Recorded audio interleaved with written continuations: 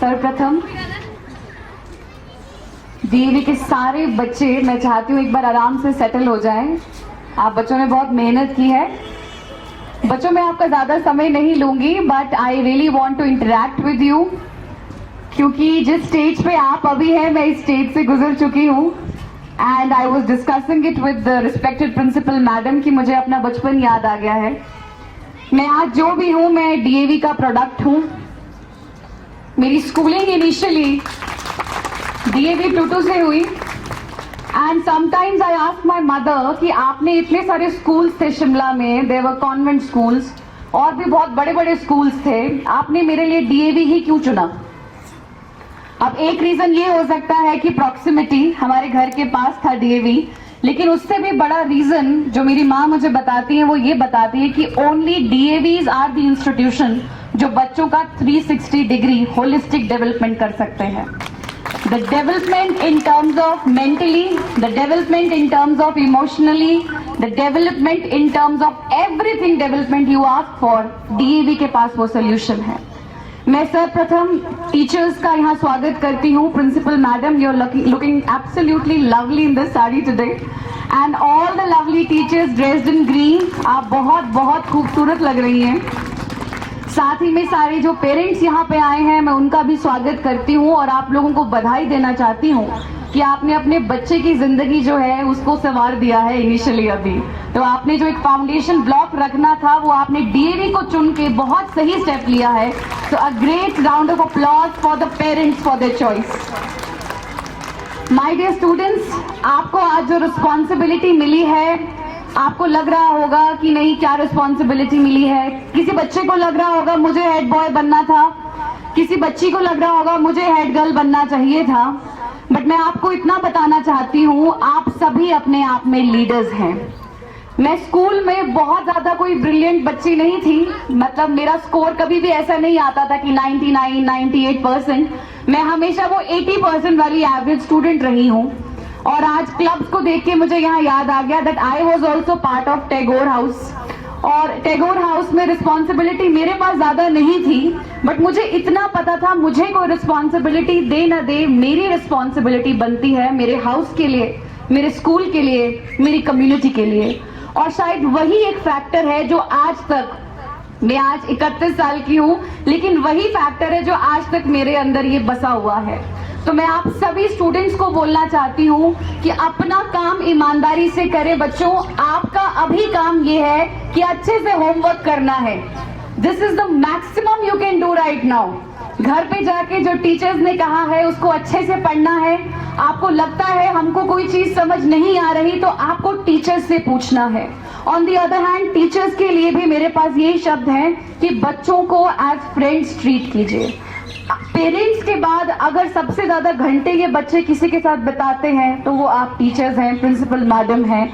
आपका रोल बहुत ज्यादा इंपॉर्टेंट हो जाता है। जो ये बच्चे घर पे सीखेंगे, अगर उसमें कोई गड़बड़ लगती है तो आप टीचर्स की रिस्पॉन्सिबिलिटी है कि पेरेंट्स और बच्चों को बिठा के पेरेंट टीचर मीटिंग का असली मायने में जो मतलब होता है उसको, दायित्व को पूरा किया जाए। बच्चों में कोई प्रॉब्लम आ रही है, tell the parents, but don't ever harass the parents. मैं ये क्यों कह रही हूँ, क्योंकि जब हम स्कूल में थे तो कहीं ना कहीं एक दो इंसिडेंट ऐसे होते थे that our teachers used to somehow demoralize us।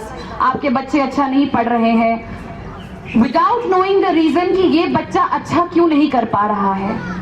And also teachers, I would also like to tell you, हर एक बच्चा जरूरी नहीं है अकेडमी में, एकेडमिक में अच्छा हो। जरूरी नहीं है कोई बच्चा सारे के सारे सब्जेक्ट्स में अच्छा हो सकता है कोई बच्चा मैथ्स में बहुत अच्छा जीनियस हो सकता है कोई साइंस में बहुत अच्छा हो, एंड फॉर द मैटर हो सकता है कोई बच्चा हिंदी में बहुत अच्छा हो। Do not demoralise these students, क्योंकि इनकी एक क्वालिटी अगर आप आज समय में पकड़ सकते हैं, उसी क्वालिटी को इंप्रूव किया जा सकता है with the collaboration of teachers and parents. और ये बच्चा हो सकता है हिंदी में ही कोई बहुत बड़ा साहित्यकार बन जाए। मैं ये इसीलिए कह रही हूँ क्योंकि स्कूल में वन साइज फिट शू वाली पॉलिसी होती है कि जो भी बच्चे 90% ला रहे हैं they are treated something else, जो बच्चा 70% ला रहा है they are treated something else, और जो बच्चा बिल्कुल मुश्किल से पास हो रहा है he is treated in a very very disrespectful way. ये बच्चे आप लोगों की धरोहर है, ये बच्चे पेरेंट्स आप लोगों की एफडी है। जिन्होंने अपनी एफडियां नहीं कराई हैं, ये बच्चे आपकी एफडी है। I use to ask my mother, आपके पास एफडी कितनी है, गोल्ड कितना है, इन्वेस्टमेंट क्या है। शी यूज टू लाइक कि मेरे पास कुछ भी नहीं है, तुम 3 बच्चे ही मेरी एफडी हैं। तो मैं यही बात आप लोगों से भी बोलना चाहती हूँ, फॉर टीचर्स एंड पेरेंट्स, ये बच्चे आपकी एफडी है। मैच्योरिटी पे बहुत ज्यादा इंटरेस्ट देने वाले हैं, ना सिर्फ आपके खानदान को, ना सिर्फ आपकी कम्युनिटी को, बल्कि बच्चे जहां जाएंगे उस इलाके को रोशन कर देंगे।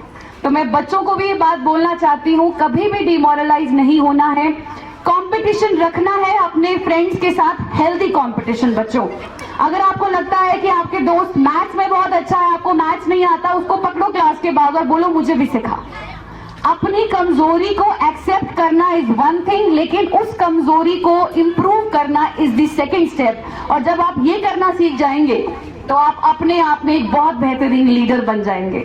लीडरशिप क्या है शायद आपको अभी समझ ना आए, पर सिर्फ इतना कहना चाहती हूँ, जब यहाँ पे ओथ ली गई कि सीनियर्स को हम हमेशा खुश रखेंगे, उनके ऑर्डर्स को हम हमेशा मानेंगे, तो मेरा थोड़ा सा एक शैतान सा दिमाग है एंड आई वाज लाइक सिर्फ सीनियर्स के ऑर्डर्स को मानना नहीं है, आप लोगों ने इनोवेशन भी करनी है।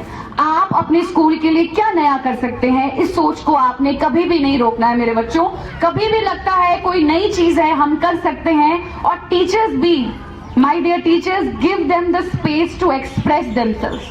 बच्चे अपने आप में कभी भी घुटा घुटा महसूस न करें, ये पेरेंट्स के लिए भी बहुत जरूरी है। पेरेंट्स घर जाते हैं तो अपने बच्चों की कॉपी जरूर खोल के देखें।